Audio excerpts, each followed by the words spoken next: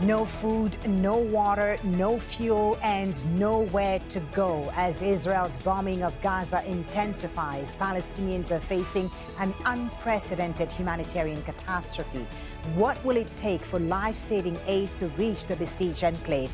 And can a disaster be prevented? This is Inside Story.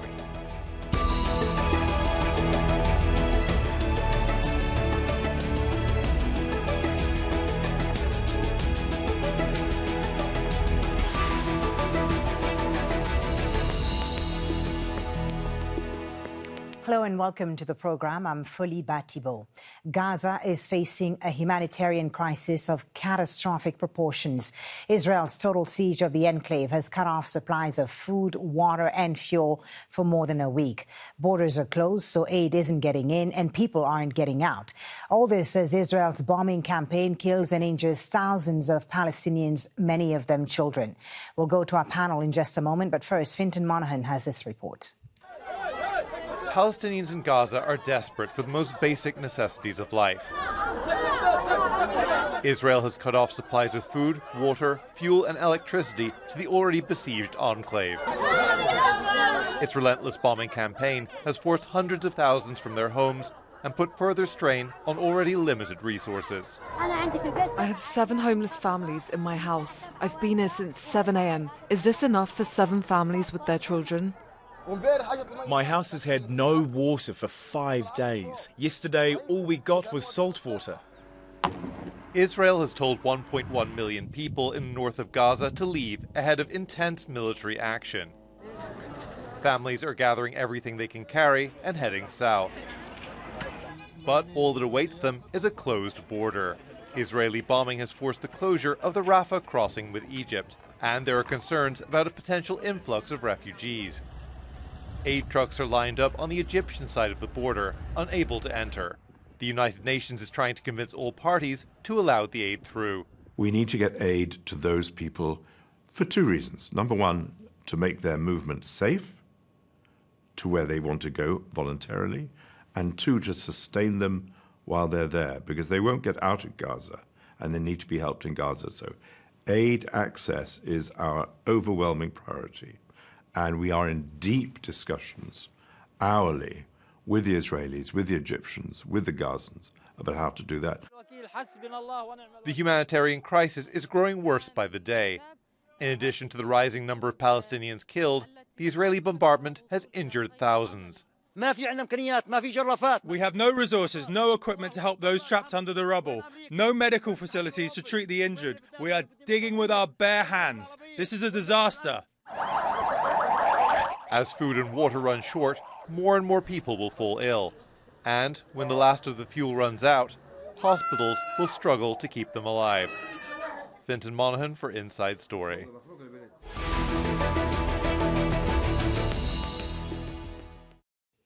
Let's bring in our guests now. In Gaza is Najla Shawa Oxfam spokesperson and a Gaza resident. Her family is one of the hundreds of thousands displaced right now because of the Israeli bombardment.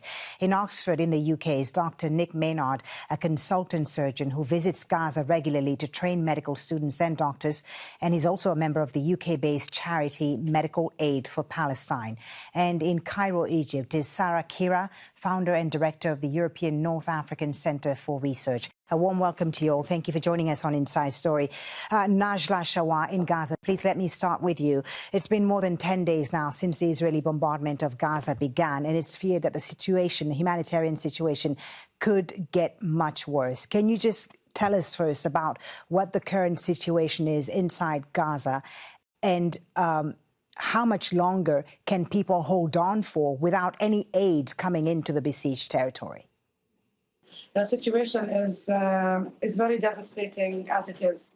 The severity and the extent of attacks and airstrikes on homes and infrastructure that has been continuous the past days have not given any opportunity for anything that can be restored, or even for families to connect, to communicate, to even move their own belongings. Families have been, for example, moving to our home in Gaza City prior to this move to the south that we all did all together. We were already 22 or more in our house, and we moved all together to this place. Okay. The situation is extremely dire because there is no access to fuel. There is damaged and destroyed infrastructure, wastewater treatment plants. There is no access to water. And there is very limited capacity to physically move, even within the cities and within the towns. Right. Let me just ask you something briefly. Yeah, Najla, you talked about water there. The Israelis have said that they've restored water to some parts of Gaza, which Hamas has denied. Can you tell us about some of the basic necessities that you have right now, you and your family? Is there any water at all? Is there any food? Are you able to get bread, for example, or is that running out completely now? Yeah, the situation where I am in central Gaza is less problematic than the south, where there is more numbers of people displaced. The more heavily populated areas like in Khan Yunis and in Rafah. But mind you, the airstrikes have not stopped in Khan Yunis or in Rafah or in central areas or on the road that they claim to be a safe passage during the evacuation, after the instructions that the Israelis have put out. So, and also regarding the claim of the water, I don't have official information on whether it's back or not. But because the problem is much more complicated than this, you have water networks that have been destroyed. An entire infrastructure that has been destroyed that is mainly affecting distribution of water. So even if it is connected, which I'm not sure about and I cannot confirm, it has also limited a path. So not the entire south would get it. It gets to a certain area, and then it has to be like reservoirs, and then has to be redistributed. And this capacity is no longer there, with no fuel for generators, no proper network. So it's something for the media, I suspect. That's my personal opinion. And when it comes to other issues like this area of mine, the problem is that we're not connected to public network. We rely on water wells. And because we rely on water wells have been so depleted and so bad in terms of quality, we cannot use it for drinking. And even if we have the capacity, which is now every day we are trying to resolve the problem for the people here, is to get fuel, because we had some fuel from before. We are still managing. However, we have only drinking water until tomorrow. And we are about 60 people here. And we don't know if tomorrow we will be able to find the water vendor in the area available to bring us water. This is all very uncertain and very, very critical. We also depend on fuel to pump water for cleaning and washing. So it's just complicated. You describe a very dire situation there, Najla. Briefly on food, and then I'll bring in Dr. Maynard to talk to us about the situation in the hospitals in Gaza. Right. The food situation, I think there was a statement that was issued today from the World Food Programme, which is quite alarming because the situation is already very bleak. You have to be aware of that before October 7th. This program has been suffering from a lack of funding to support very poor population. Now it's saying that supplies will run out within 4 days. So the stocks that's available in the strip will be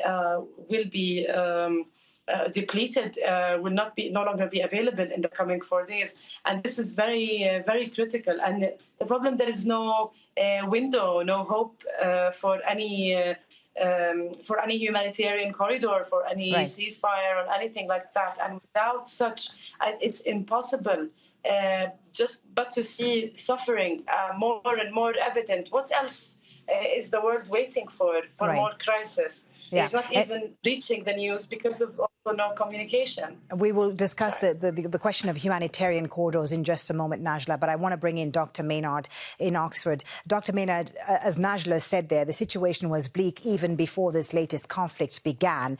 There were already shortages of medical supplies in hospitals, medical equipment. What are you hearing about the current situation in hospitals across Gaza, whether it's in the north or in the south, where some hospitals have been asked to relocate, to move patients to the south, which has been extremely difficult, of course. What are you hearing about the conditions in these hospitals? That the situation is absolutely desperate, and there is a very clear view, and that I share, that the healthcare system in Gaza is on the verge of total collapse if aid is not allowed in. I hear that up to 4 hospitals in Gaza are unable to function at all as hospitals because the infrastructure has been so badly damaged.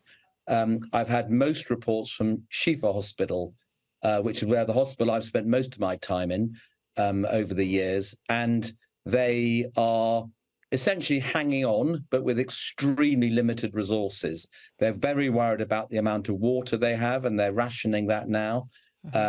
They are very frightened that the fuel that is serving their generators is about to run out. And if that runs out, then they will no longer be able to keep people alive on ventilators. So the minute that fuel runs out, all ventilated patients will likely die. It'll be extremely difficult to run an operating theatre without electricity from the generators. So they're in a state of appalling desperation and near collapse of the whole healthcare system.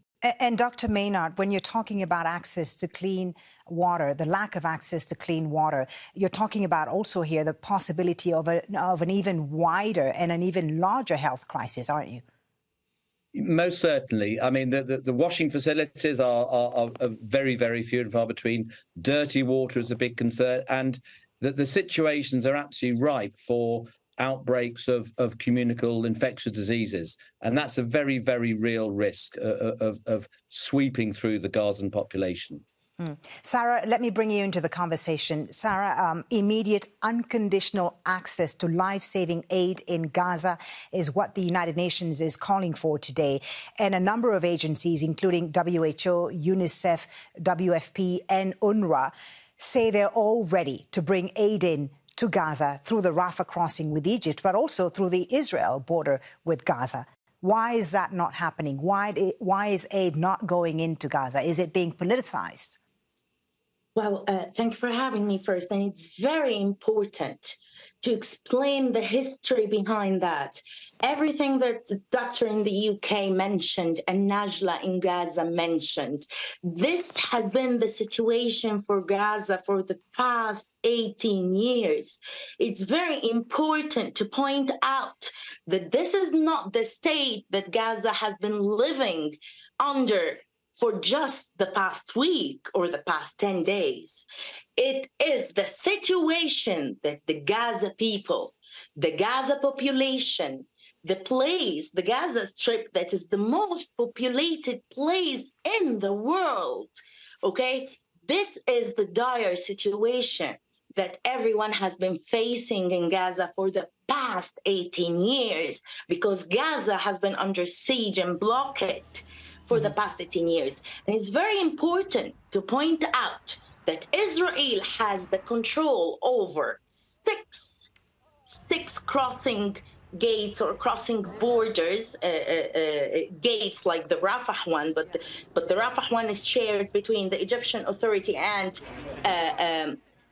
Israel. Okay, right. So they have the authority over 6 crossing borders out of 7, and they are still not letting the aid in. It's very important to point out that the Gaza people are under collective punishment. Okay, collective punishment, and this is not an easy situation to live under. Like the doctor mentioned, the status of the hospitals, according to humanitarian reports, out of only one person, one individual has a bed in a hospital, for everyone to understand where we're talking about, out of 1,000 people. This is the situation that Gaza has been living under, and the reports are everywhere. Humanitarian reports can be checked. Indeed. Yes. Sara, let me just pick up on something you've said, and that is that Israel controls 6 border crossings into Gaza, and they're refusing to let aid in. Egypt, as you said, controls the Rafah crossing in southern Gaza. Now, there's been talk in the last few days of opening that crossing, Rafah crossing, to let aid in through Egypt and also allow people, dual nationals, to get out of the Gaza Strip, right? Why has that not happened? What conditions is Egypt putting on to allow that Rafah crossing to open? Or is it the Israelis? Who's putting the pressure on Rafah right now? Is it Egypt or is it the Israelis? Okay, I'll explain to you. This is the only crossing border that is shared authority between Israel and Egypt. From our part, from the Egyptian border, it's open. And we have hundreds and tons of resources to let into our brothers and sisters inside of Gaza. But the whole stallment comes from Israel part. The crossing border from our part is open, and with all the convoys, with tons of things waiting on the border, and Israel doesn't let it in. We needed something to guarantee that Israel would let the humanitarian into Gaza. So we said we're not letting any other nationalities rather than the Palestinians get outside of that border, and we have foreigners, other nationality holders, Americans, French, and everyone waiting on the border to be evacuated from the Rafah crossing border, with Israel bombing the Rafah border from their side. So they don't even respect the other nationalities who are not Palestinians, who are waiting to be evacuating. And that's an Egyptian condition. It's very important to point out that's an Egyptian condition, just to pressure and force Israel to let the humanitarian aid in. And they didn't abide to that deal. We needed a deal settlement, just a fast deal to let the humanitarian convoys get into Gaza, and they didn't let that. First, they put a condition to inspect the convoys, and there are tons of convoys. So Egypt said, we are responsible for that, and we are responsible for letting the humanitarian aid inside Gaza, and it's under our supervision, with U.S., of course, supervision as well, and they don't want to let the humanitarian aid in. Sara, let me bring Najla on this. Najla, what is your understanding as to what's happening at the Rafah crossing with Egypt? Of course, the aid could come in through the border with Israel as well, 6 crossings there. But there's been a lot of focus right now on Rafah. There are lots of aid convoys waiting outside of Rafah to cross into Gaza with aid, much-needed aid. What is your understanding as to what's happening at that border crossing and the conditions in which this aid would be allowed into Gaza? You know, honestly, it's not very clear. I mean, it's very vague, even from trying to read from the media. So I can't claim I have any more information, except that how we read it in Gaza is that there's a concern also by the Egyptians that that this would be an evacuation that would lead to actually a transfer kind of Palestinians to a refugee kind of state at the border. And you know, of course, Palestinians don't want that. The Egyptians don't want that.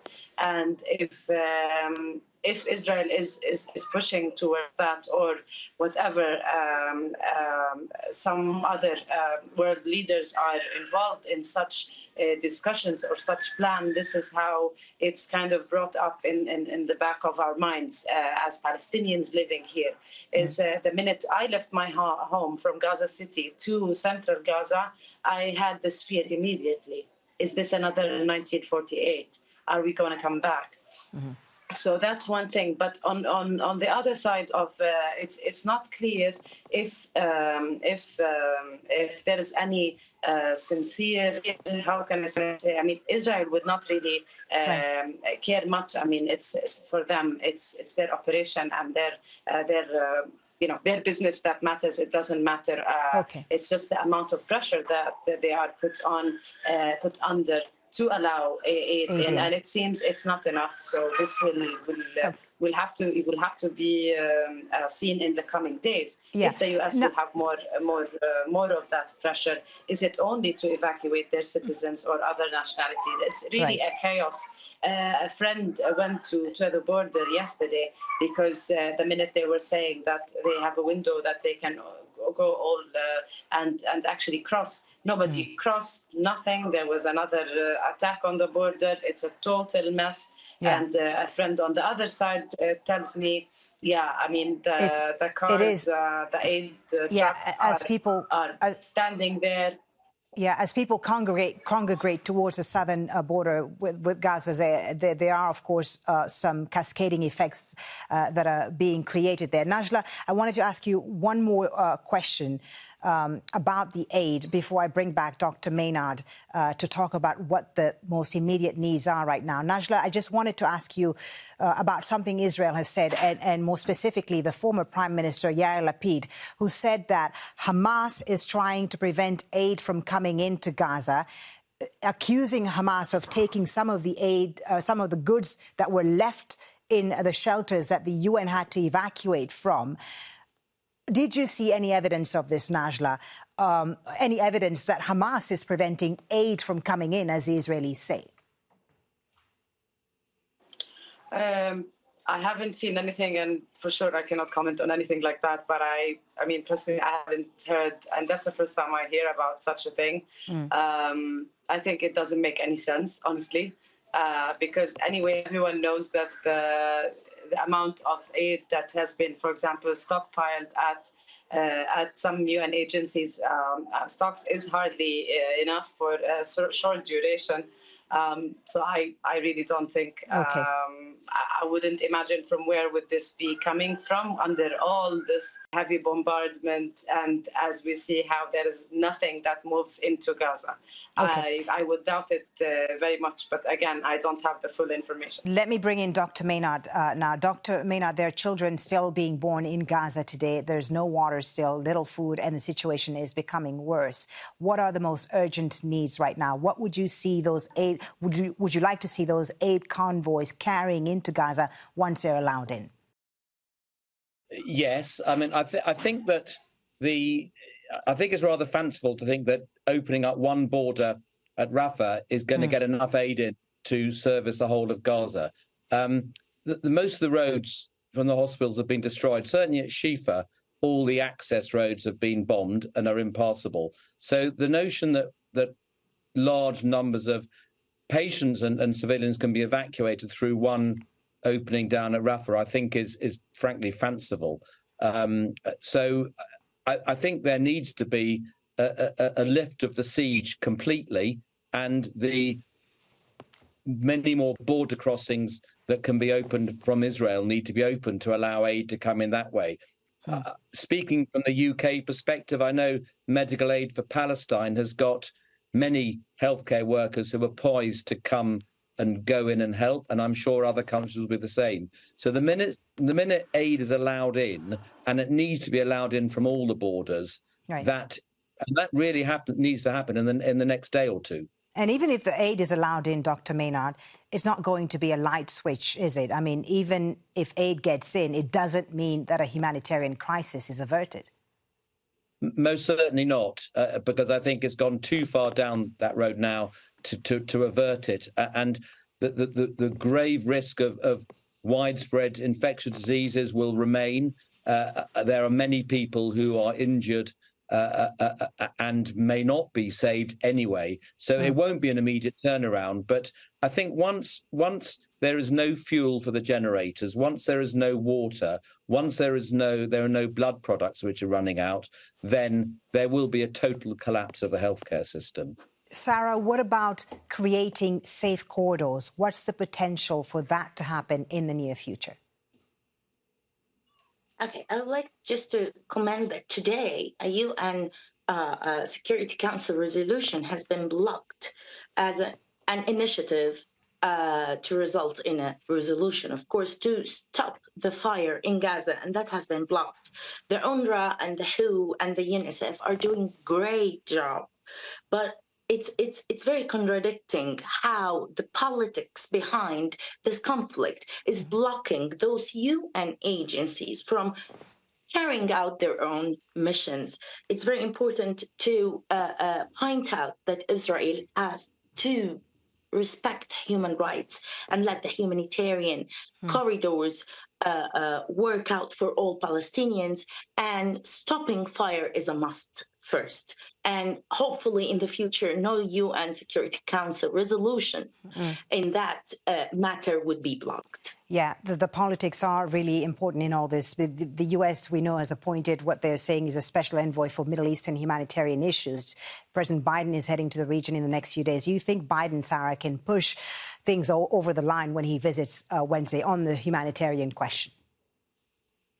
This is why Egypt wanted the US supervision over that fast deal to let the humanitarian aid in. And that's why President Abdel Fattah Sisi called for an international summit on the Palestinian cause next Saturday, 21st of October. And it's very important in this timing to stop and end this war. If President Biden wants to impress inside the US and out, he would help in resolving this conflict. Najla, I'll give you the last word in Gaza. I know you're talking to us under very difficult circumstances, very difficult conditions. What would you like to see happen in the immediate?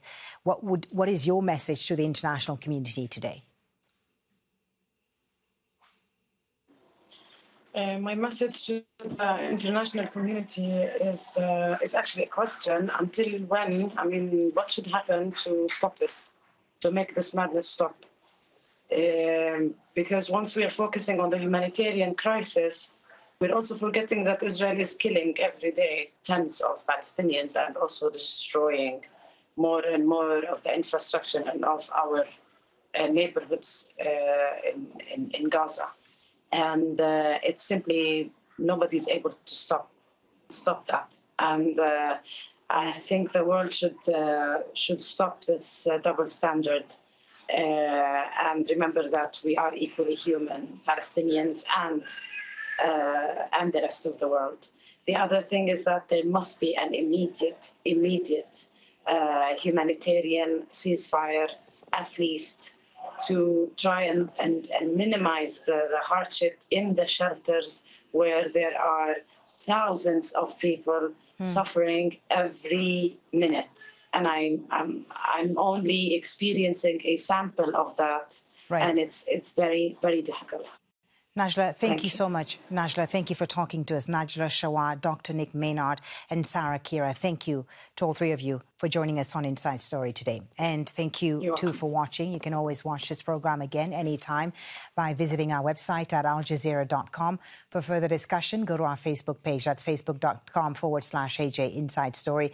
And, of course, you can join the conversation on X. Our handle is at AJ Inside Story. From me, Folly, Thibault, and the whole team here in Doha, thanks for watching. Bye for now.